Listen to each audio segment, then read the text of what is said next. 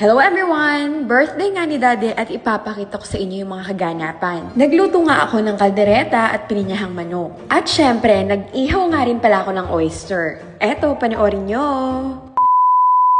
Umaga nga ngayon at birthday nga ni Daddy. Ang aga ngang nagising ni Lilandra dahil gusto niya magpunta ng palengke. Sakto nga din dahil birthday ni Daddy, mamimili kami ng mga panghanda. Sa mga nagtatanong, 68 years old na nga pala yung daddy ko. Eto nga't nandito na kami sa palengke at gulat na gulat nga si Lila sa mga nakasabit na karne. Ibang-iba kasi guys sa Canada dahil walang ganito doon. Nakakatawa dahil talagang gusto niyang maranasan lahat dito sa Pinas. Pagkayari nga namin bumili ng panghanda, nagpunta naman nga kami sa tindahan nila Mark dito sa palengke. Tinanong ko nga kung ano yung gusto niyang bilhin doon, aba, tinuro nga yung pastillas at yema. Pag uwi nga, nag-ihaw naman si Daddy ng hotdog para sa mga bata. At ako naman nga, inumpisan ko na yung pagluluto. Handa nga pala ni Daddy ngayon, pansit, pininyahang manok at kalderetang manok. Eto nga, at tuwang-tuwa siya dahil sabi ko nga, may regalo kami sa kanya mamaya. Nag-start na nga pala kaming magsangkot siya ng handa. Grabe, takam na takam nga ako at sobrang bango. Eto ang kaldereta, talagang nagmantika ng sobra yung manok. Alam niyo ba guys, isa sa mga favorite kong handa kapag may birthday,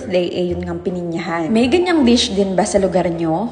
Kasi sobrang sarap talaga niya. Nung mga bandang hapon nga, yung regalo namin kay Daddy, finally dumating na nga. Pinadesignan nga namin pala to ng pangsiman. Aba, hindi nga niya alam, maraming pera yung laman ng cake. Naghati nga kasi kami ni ate ng panlagay dun sa money cake. Nakakatuwa nga ngayon dahil sama-sama yung mga pamangkin ko. Ang daming bata, ang ingay, ang kukulit. Sabi ko nga, nako, pag naglakihan to, mga sabay-sabay sila kasi nga halos magkakaedad lang din. Eto na nga, at tuwang-tuwa nga si Daddy sa mga hinihila niyang pera. Aba, talagang nangawit siya kahihila niyan. Syempre, pagkatapos, hindi mawawala ang video kita. Yung Daddy ko nga hindi papahuli pagdating sa kantahan. Sakto naman nga kaninang maga, may nag-alok sa akin ng oyster. Good size nga yung mga to, kaya naman bumili ko. Alam niyo din naman kasing favorite ko yan, diba? Next video ko na nga lang papakita yung pagmukbang ko niyan. Yun lang naman ang share ko for today's vlog. Thank you for watching. Bye!